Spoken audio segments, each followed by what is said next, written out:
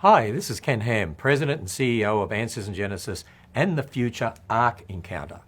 Well, I just flew in from Australia yesterday and I certainly arrived home at a very interesting time. The state of Kentucky had just denied our latest application for a possible refund of sales tax collected at our Ark when it's finished. Now, of course, when the secular media and bloggers report on news like this, you're going to hear some bogus information. So let me explain what's really going on, what most media won't tell you. First, we were not asking the state for any taxpayer money to build the Ark Encounter. You know, if I had a nickel for every time I had heard that myth, I'd have enough money to fly to Australia and back.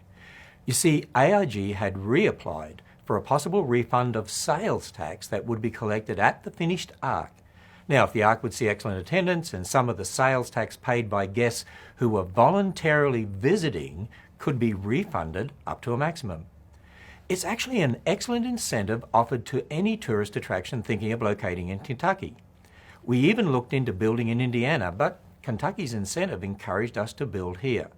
Yet most secular bloggers and many in the media would have you believe that we're asking the state for money to complete the Ark. So let me say again, that's simply not true. Now, I should point out that the tax rebate, which is available to any tourist attraction, was going to be used in the future to offset some of the development costs over time. So it will negatively impact us. You see, this past spring, the state insisted that we withdraw our approved application and then submit a new application because our scope for the Ark had changed. It will now be built in phases rather than opening all attractions at one time. As we shared that with the state, we also told them that the ownership structure had changed. Today, AIG, through its subsidiary Crosswater Canyon, is the sole owner of the Ark Encounter. So AIG, as a religious organisation, has the legal right to hire people who believe in our Christian faith, which is a right for any religious organisation, whether Christian or not. Sadly, we now have people falsely accusing us of breaking our promise about hiring.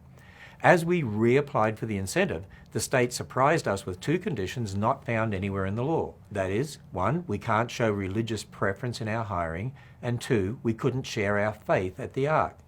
Now, I should point out that the state has known all along that our Ark project was based on the Bible. It's always been a religious attraction. Furthermore, when our attorneys met with the state officials earlier this year, in July, we clearly explained the change in ownership structure and the need to preserve our rights as a religious organisation, including the importance of not giving up our right to hire employees at the Ark Encounter who share our faith as allowed by law.